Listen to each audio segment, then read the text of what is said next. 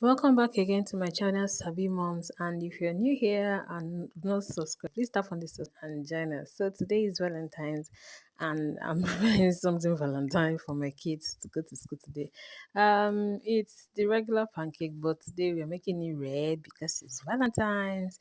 So here's my own recipe, and it works every time. It's always a hit. Although today's color is just different, but the taste is just as good as the regular we have every day. So you sift the dry ingredients, the flour, the sugar, you add your baking powder, the salt, and everything. Then you add your wet ingredients, milk, egg, um, and melted butter to the mixture you mix. You add your coloring.